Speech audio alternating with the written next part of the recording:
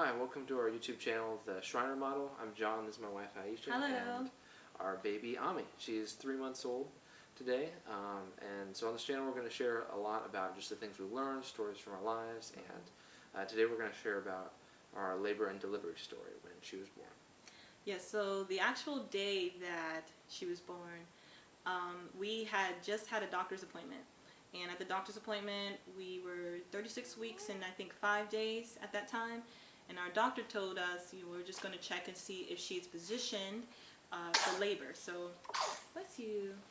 So she was positioned. She was head down, and they told me, at this point, if she were to come between now and your due date, we, won't stop the labor.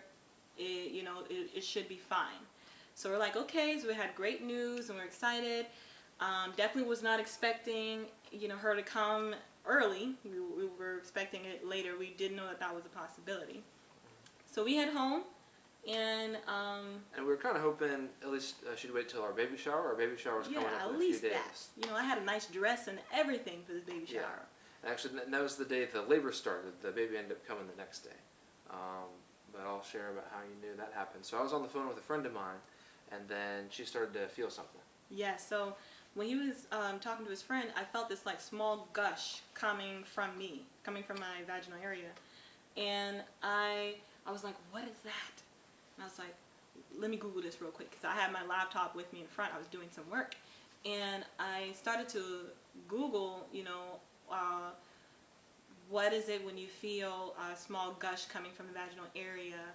And the article that I pulled up was that it said that it could either be the amniotic sac leaking or your water broke. So I'm reading this, but when I felt that gush come down, I felt also this pressure like in my head area, and it was like a woof woof type thing, if I can explain it.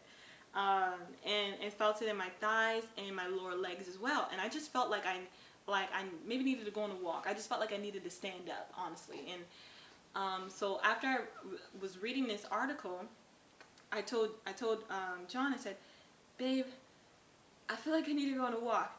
Can you take me on a walk? And he's like, yeah, sure. Let me go upstairs and change. And it's funny, she doesn't mention at all, I think my water broke, I felt something, I want to go on a walk. Well, okay. That was because I didn't know for sure it was my water breaking, and I know if I were to share that with him, it would alarm him. And so I wanted to make sure that was what it was before I communicated that. So he goes upstairs to change his clothes, and I told him, I'm going to finish reading this article, and I'll come up as soon as I'm done. So he's like, okay. So after I finished reading that article, I shut down my laptop, literally stand up, and within minutes of me standing up, my water starts gushing down. And it's like this pause, and it gushes down, and then it stops and gushes down again. I said, yeah, this has to be my water breaking. So I said, babe? He's like, yeah, from upstairs. And I said, I think my water broke. He was like, what? And I said, I think my water broke. And I just hear dum dum dum dum dum dum dum. Like he's just running all around upstairs. He's like, where's the hospital bag? Where are the things that you need? And I shout to him where the hospital bag is. And, all the while my water's still coming down. And he's asking me, where is it? What do you need? Where are your pads? Where are all these things? And I said to him, I'm thinking in my head, like, there are things that I want in that bag that I can't tell him where they are, because I don't know for sure where they are. There's a couple places where I know that they could be, but I can't really communicate that to him, without making him more frustrated. So I said, babe, I'm just going to come up. And he was like, no, don't come up here, because, water's coming down.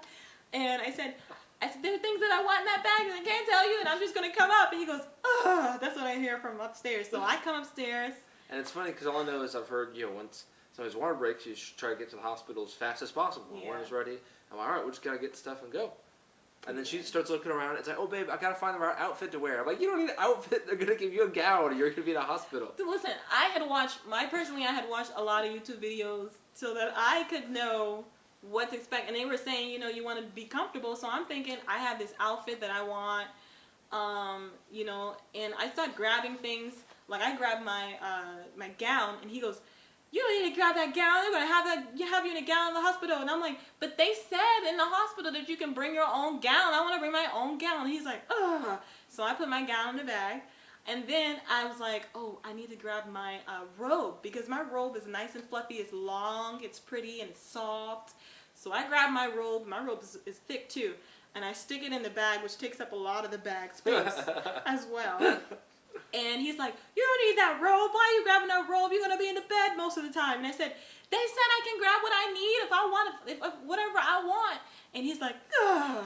You know, because I'm grabbing things he thinks are not necessary. But I'm like, in my head, I'm like, they are necessary. I need them. And so I'm putting those things in the bag. And just to sum up that portion of our story, like, so when we walk downstairs, so we have our backpack with some essentials that we both need, not everything. Like, I literally only had one bra, and it was the bra that I was wearing, because I didn't think to pack any more bras. So we didn't pack anything for the baby. Like, this is how preoccupied I was with myself, and we were trying to get our stuff together. We had things for her, but we just totally forgot in the midst of running around and getting this together. And so we get downstairs, and I'm like, my water's still gushing. And I say, oh my gosh, I need to change my pants. And he was like, you need to change your pants? What are you going to change your pants for? You're going to get out of that when we get out of the hospital. And I said, I am not getting in my car with this pants on. I'm not wetting my seat. So he was like, ah. So he runs upstairs again and gets a towel for me to sit on in the car. Yeah, tail makes the most sense, because if you get new pants, those are going to get wet too. So. True. But I wasn't thinking. I was like, I need to get out of this pants. Pants are wet.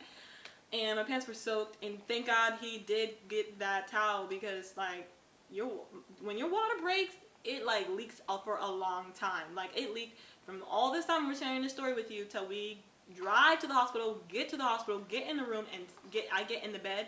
It's still leaking, right? So once we get to the hospital, we get settled in the room, and there's a lady. She is a nurse, and she is checking my vital signs and everything like that, and she confirms that my water did break.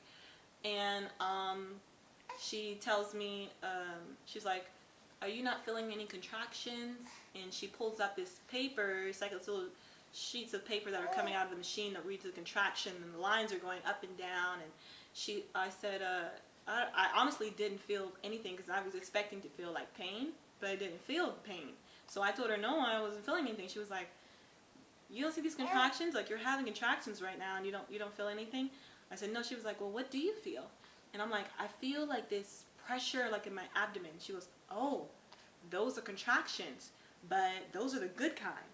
And we're looking at each other like, praise the Lord. Yeah, we didn't know there could be a kind, but okay, we'll accept that. Yeah, this is good, that it's a good kind. Okay.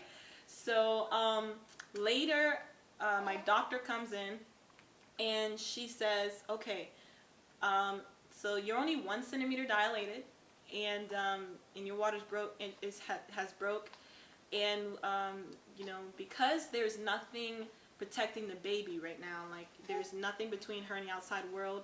This could be an easy infection if we wait too long for you to deliver. So we're gonna wait a couple hours, and if you don't go into if you don't deliver, we're gonna have to give you Pitocin to speed up the delivery. And so we're like, okay. So I think probably 6 hours later, right? Yeah, I think that's 6 hours after we got there. They started giving you the Pitocin. Yeah. So I got 2 bags of Pitocin. So and again, I was doing good, you know, and they ask you in the hospital what your goals are for delivery. So my goals for that delivery was, you know, have a healthy baby, healthy delivery, and no pain meds, no epidural, nothing like that. And the reason why I did not want an epidural, well, there's 2 things, okay? So first is that I am afraid of needles. I don't like needles, and John knows this. Like, when I go get shots, he's been with me to get shots, I have to literally look away from the needle. Like, there's been one time where I did accidentally look at the lady putting the needle in my arm when we went on a missions trip, and I almost passed out.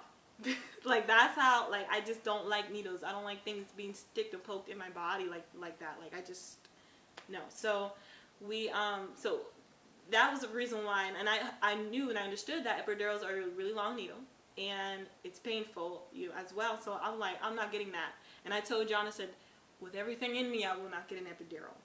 And also the second reason was because my mom, my sisters, many people in my family have delivered without epidurals. So I was like, okay, they can do it, I can do it too, because I'm gonna do it because I'm not getting that epidural in me. So I'm feeling good until about probably maybe 5 centimeters. I started feeling the contractions, and it feels like cramps.